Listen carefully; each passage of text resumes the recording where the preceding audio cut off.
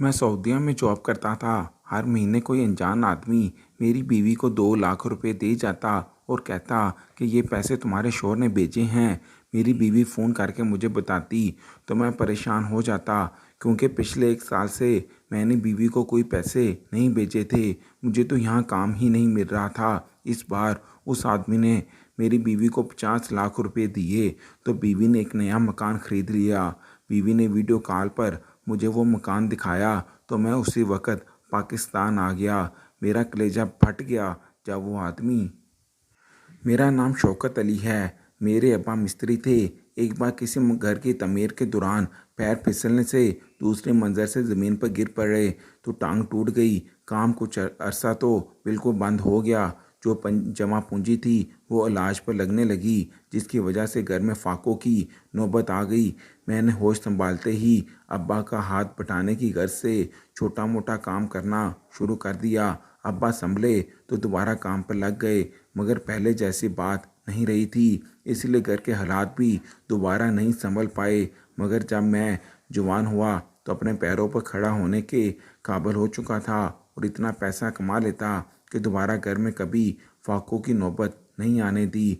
मेरी शादी मेरी अम्मा ने मेरी खाला की बेटी कोमल से की थी। मेरी बीवी उम्र में मुझसे कुछ छोटी थी, मगर वो समझदार और सलीकामंद लड़की थी। शादी के चंद दिन के बाद इसने पूरा घर संभाल लिया था। मैंने भी अब 2-3 जगह काम करना शुरू कर दिया ताकि घर के हालात में मज़ीद बेहतरी ला सकूं।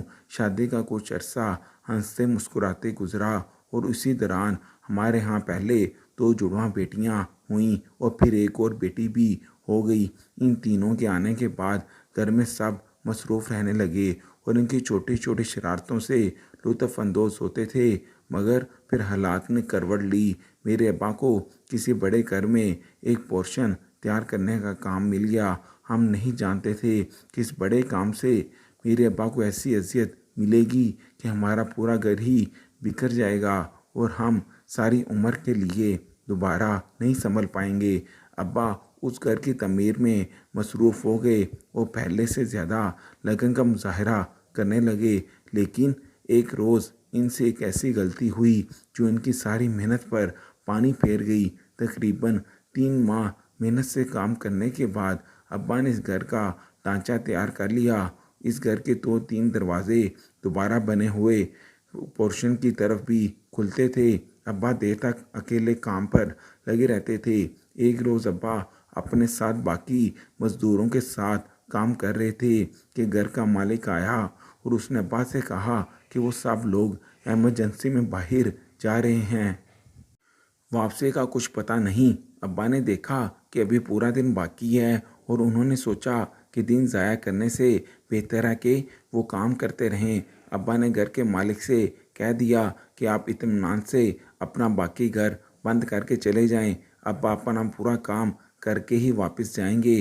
घर के मालिक ने सर हिला दिया और वो लोग अपना घर बंद करके चले गए। उस रोज़ मज़दूर भी जल्दी फारग होकर चले गए थे।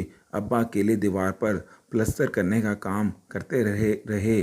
प्लस्तर ख़त्म होने पर अब्बा ने काम समेटा और घर के दरवाजे को ताला लगाकर घर लौट आए। उस रात वो बहुत खुश थे कि जल्द काम ख़त्म हो जाएगा और इन्हें पैसा भी मिल जाएगा। हमारे यहाँ चंद दिनों में चौथे बच्चे की आमद भी मुतवक्का थी। रात देर तक सब घर वाले बैठकर घर में आने वाले नन्हे मेहमान के बारे में बातें कर रहे थे और फिर अब्बा थक कर सोने चले गए। अगले रोज़ सुबह सुबह हमारी आंख दरवाजे पर होती दस्तक पर खुली थी। सब उठकर बैठ गए।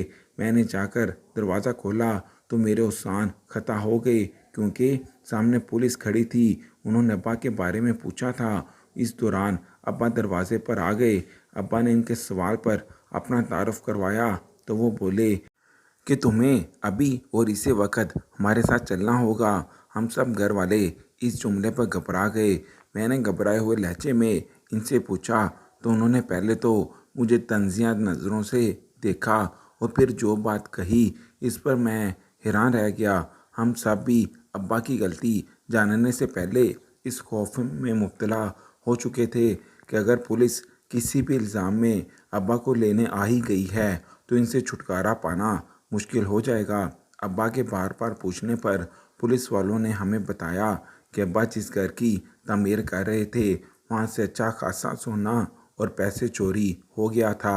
انہوں نے بتایا کہ چور نے تعمیر ہوئے گھر پر اور پرانے پورشن کے دروازے توڑ کر گھر میں داخل ہوا تھا اور آرام سے سارا سامان چوری کر کے لے گیا۔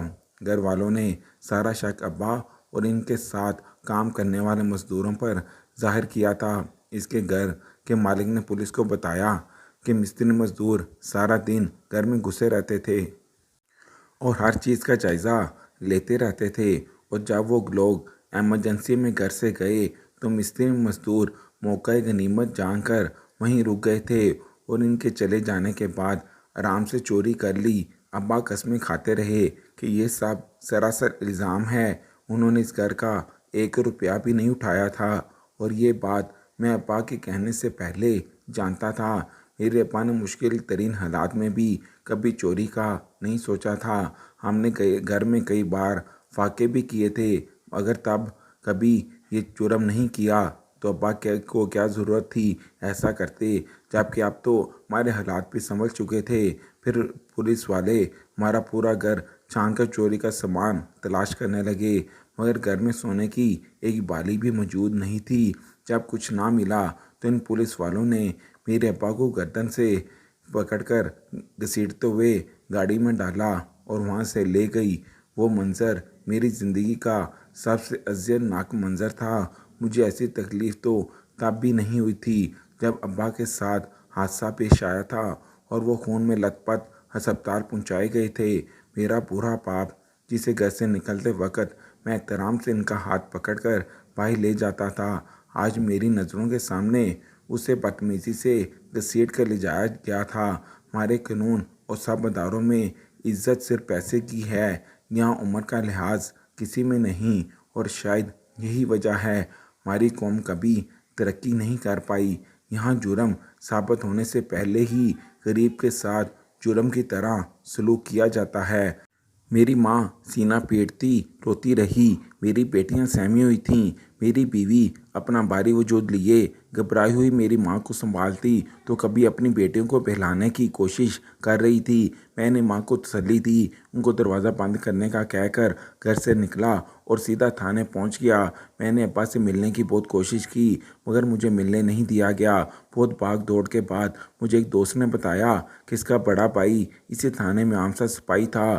وہ لوگ اس سلسلے میں میری مدد تو نہیں کر سکتے تھے مگر مجھے ابا کے بارے میں پتہ کر کے بتا سکتے تھے۔ اس سپاہی نے مجھے بتایا کہ ابا کی طرح باقی مزدور بھی خالی ہاتھ تھانے لائے گئے تھے۔ سب نے ایک ہی بیان دیا تھا کہ وہ جلد اپنا کام کر کے وہاں سے چلے گئے تھے۔ ان سے تھوڑی بہت تفتیش کر کے انہیں رہا کر دیا گیا اور چوری کا سارا الزام ابا پر آ گیا۔ ابا کو جیل ہو گئی کیونکہ اس گھر کے مالک نے کہا تھا کہ جب تک ابا ان کا سونا اور پیسہ واپس نہیں کرتے تب تک انہیں جیل میں ہی رکھا جائے گا۔ میں نے اس گھر کا پتہ کیا اور وہاں پہنچ کر ان صاحب کے پاس چوری ہو جانے کی تفصیل لینے لگا۔ وہاں افسوس کرنے کے لیے بہت سے لوگ جمع تھے۔ میں اس آدمی کو یقین دلانے کی کوشش کرتا رہا کہ میرا باپ چور نہیں ہے۔ میں اس سے درخواست کرتا رہا کہ وہ پولیس سے کہہ کر اصل چور ڈھونڈنے کی کوشش کریں، کیونکہ میرا باپ ساری عمر بھی جیل میں بیٹھا رہا تو ان کا سامان کبھی نہیں نکلے گا۔ میری وضاحت پر وہ آدمی بھڑک اٹھا اور مجھے دھکے دینے لگا اور غصے سے نہ جانے مجھے کیا کیا کچھ بولتا رہا کہ تم غریب لوگ دنیا کے سامنے معصومیت کا لبادہ اوڑھتے ہو اور خود کو مظلوم بنائے رکھتے ہو، مگر اصل میں تم لوگوں کے گھر خالی کر کے اپنی جانیں بنا لیتے ہو۔ میں چپ چاپ اسے دیکھتا رہا۔ میری بار بار فریاد پر اس نے صرف اپنی زبان سے تیر نہیں چلائے تھے بلکہ میرے منہ پر تماچے بھی مارے تھے۔ وہ شخص میری وضاحت سننے کو بالکل تیار نہ تھا۔ اس کے ساتھ کھڑے اسی جیسے کچھ پڑھے لکھے کھاتے پیتے لوگ ایسے بھی تھے جو میرے ساتھ ہونے والے رویے پر متاثر ہو رہے تھے اور اس شخص کو روک رہے تھے، مگر وہ کسی کی بھی نہیں سن رہا تھا۔ وہ لوگوں کے روکنے پر الٹا چیخنے لگتا کہ اس کے بچوں کی شادی ہونے والی تھی، وہ سارا زیور کچھ دنوں پہلے گھر لایا تھا۔ میرے باپ نے وہ سب کچھ چرا لیا ہے۔ وہ بول رہا تھا کہ میں اپنی بیٹی اور بیٹے کے سسرال والوں کو کیا منہ دکھاؤں گا۔ میں سوچ رہا تھا کہ صرف سونا نہ دینے پر کیا امیروں کے ہاں شادی نہیں ہو سکتی؟ کیا ان کے نکاح سونے کے بغیر جائز نہیں ہے؟ مجھے بھی احساس تھا کہ جمع پونجی چاہے غریب کی ہو یا امیر کی، سب کے لیے اہم ہوتی ہے، مگر بغیر ثبوت کے وہ لوگ ایک غریب بوڑھے انسان کو جیل میں ڈال کر اس کے گھر والوں کو لعنت دے رہے تھے۔ میں مایوس سا اٹھا اور گھر پہنچ گیا، مگر میرے گھر کے دروازے پر تالا لگا دیکھ کر میرے ہوش اڑ گئے تھے۔ میں نے گھبرا کر اپنے ساتھ والوں کا دروازہ بجا کر اپنی بیوی اور ماں کا پوچھا، تو وہ بولے کہ شام کے وقت میری بیوی کی طبیعت اچانک خراب ہو جانے کی وجہ سے میری ماں اسے قریبی کلینک میں لے گئی تھی۔ میں بھاگا بھاگا وہاں پہنچا تو میری ماں اداس سا چہرہ لیے سامنے کھڑی تھی۔ میں ماں تک پہنچا تو وہ امید بھری لہجے میں ابا کے بارے میں پوچھنے لگی۔ میں نے مایوسی سے سر جھکایا تو وہ گمسم سی ہو گئی۔ میں نے ماں کو تسلی دی اور اپنی بیوی کا پوچھا تو ایک نرس مجھے مبارک دینے لگی، کیونکہ اس بار پھر میری بیٹی ہوئی تھی۔ مجھے اطلاع دیتے ہی میری ماں کا ضبط ٹوٹ گیا۔ اب وہ پھوٹ پھوٹ کر رونے لگی۔ میرے چپ کروانے پر بولی کہ کاش ہم لالچ نہ کرتے، ابا کو یہ کام لینے سے منع کر دیتے، اس کی صحت ویسے بھی اب پہلے جیسی نہیں رہی تھی۔ میں اپنی ماں کو سینے سے لگائے تسلیاں دیتا رہا کہ ابا بے قصور ہیں اور یہ بات وہ جلد ثابت ہو جائے گی۔ میری بیوی کی حالت سنبھلی تو ہم اسے گھر لے آئے۔ میں ابا کے لیے بھی بھاگ دوڑ کرتا رہا اور اس روز کی ذلت کو بلا کر 2-3 مرتبہ دوبارہ اس گھر کے مالک کے پاس گیا تھا، کیونکہ مجھ جیسا غریب انسان وکیل نہیں کر سکتا تھا۔ میرے پاس صرف اللہ کا سہارا تھا۔ اس کے بعد اس انسان کا آسرا جو کہ ابا کو بے قصور مان کر معاف کر دیتا، مگر وہ میری بات سننے کو تیار نہیں تھا۔ بس یقین تھا کہ ہم اس کا پیسہ زیور چھپا چکے ہیں۔ وہ ہر بار ایک ہی بات دہراتا رہتا تھا کہ اگر میں اسے اس کا سامان لوٹا دوں تو وہ ابا کو معاف کر دے گا۔ اس دوران میرے ابا سے ملاقات ممکن ہوئی تو میں ان سے ملنے کے لیے گیا اور میرا صبر ان کی حالت پر جواب دینے لگا تھا۔ وہ نہایت بری حالت میں جیل کے کونے میں بیٹھے تھے۔ میں نے اپنی بیٹی کا بتایا، تب وہ خوش ہونے لگے اور بولے، اپنی بیٹیوں کو میرے بارے میں کچھ مت بتانا، ان سے کہہ دینا کہ میں کسی کام سے دوسرے شہر گیا ہوا ہوں۔ میں نہیں چاہتا کہ وہ یہ بات سن کر سوچنے لگیں کہ شاید ان کا دادا واقعی چور ہے۔ میرا دل ان جملوں پر تڑپ اٹھا تھا۔ غربت انسان کو کبھی کبھی بہت بے بس کر دیتی ہے۔ اب مجھے پہلی بار اپنے غریب ہونے پر دکھ ہوا تھا۔ میں نے پہلی بار سوچا تھا کہ اگر میں امیر ہوتا تو آج حالات مختلف ہوتے، ابا کو یوں بے گناہ جیل نہ کاٹنی پڑتی اور مجھے یوں کسی کی منتیں نہ کرنی پڑتی۔ میں نے یہ بات ابا کے سامنے دہرائی تو وہ مجھے سمجھانے لگے کہ غربت بری چیز نہیں ہے، انسان کے حالات اس کی زندگی کو طے کرنے والا اللہ ہے، اور بے شک اللہ کبھی ناانصافی نہیں کرتا۔ غربت کو گالی بنانے والے تو یہ زمینی لوگ ہیں جو غریب کو ظلم کی چکی میں پیس کر اپنے آپ کو مکمل اور بہترین انسان سمجھ بیٹھے تھے۔ میں ابا کو تسلیاں دے کر لوٹ آیا تھا اور اس کے بعد پورا 1 سال ہر بار ابا سے ملنے جیل جانا پڑا تھا۔ ابا کو واپس گھر آنا نصیب نہیں ہوا تھا۔ جیل میں رہ کر ہی وہ بیمار اور کمزور ہو گئے تھے۔ میں ماں باپ کی پریشانی میں ہلکان ہو چکا تھا۔ 1 سال بعد اماں کا صبر جواب دے گیا۔ وہ ابا کے انتظار میں ہی دنیا سے چلی گئی۔ میں ابھی ابا کو اماں کی موت کے بارے میں بتانے کا سوچ ہی رہا تھا کہ ایک روز ابا کی موت کی اطلاع مل گئی۔ وہ دونوں دنیا والوں کی دی ذلت سے تھک کر اللہ کے پاس چلے گئے تھے اور میں پیچھے ان کا غم سینے میں دفن کیا تھا۔ میں بیوی بچوں کے لیے محنت مزدوری میں لگ گیا، مگر جانے قسمت کو کیا منظور تھا کہ میرا کام مسلسل ہر جگہ سے ختم ہونے لگا۔ میں نے 2 سال مزید محنت کرنے میں ضائع کر دی، مگر گھر میں فاقوں کی نوبت آ گئی۔ میں اپنی معصوم بچوں کو بھوک سے بلکتا دیکھ کر میں تھک گیا تھا۔ میں نے لوگوں سے قرض لیا، پیسہ جمع کر کے سعودیہ پہنچ گیا۔ میں مسجد نبوی صلی اللہ علیہ وآلہ وسلم کی صفائی کا کام کرتا تھا۔ मगर मैं पैसा घर बेचने के काबिल नहीं हो पा रहा था, क्योंकि जिस आदमी ने मुझे इस काम पर लगवाया था वो धोखे से मेरी आधी से ज़्यादा तनख्वाह खुद ले रहा था, और यही बात मुझे परेशान करती थी। मगर एक रोज़ बीवी ने फ़ोन पर बताया कि मेरे बेचे हुए 2 लाख से इसने हमारी बेटियों के लिए खरीदारी की है और छोटा मोटा कर्ज भी लौटा दिया है।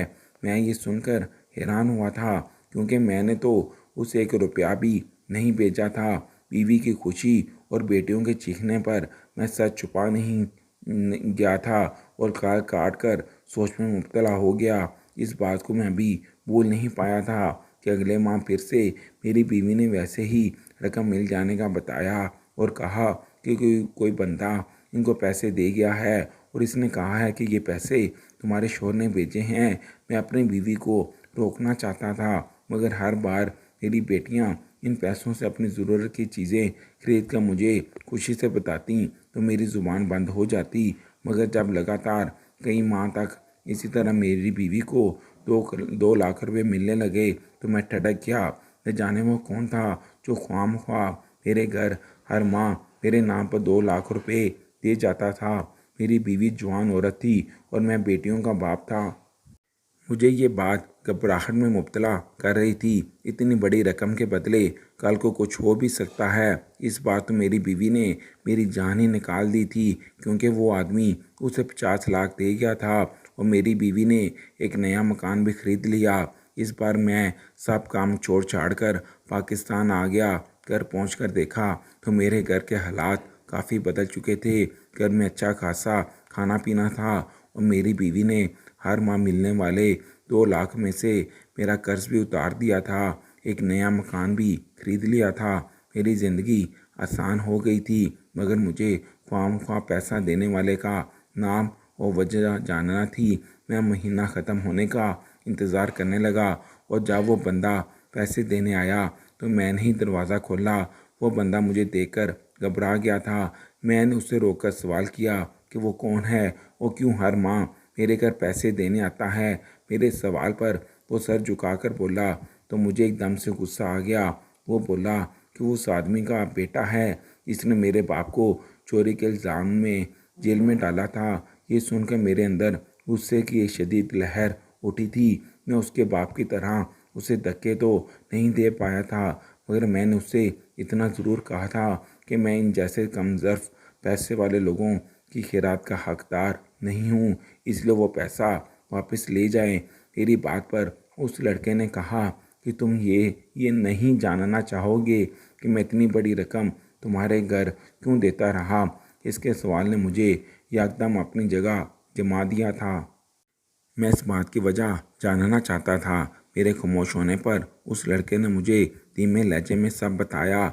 उसकी बताई हुई वजह मेरे सोच के बरक्स थी। उसने बताया कि मेरी बहन ने मेरे बाप के घर से जाते उस अपने आशिक को घर बुलाया, जो दोस्तों के साथ घर में घुसकर सारा सोना और पैसा चुरा कर ले गया।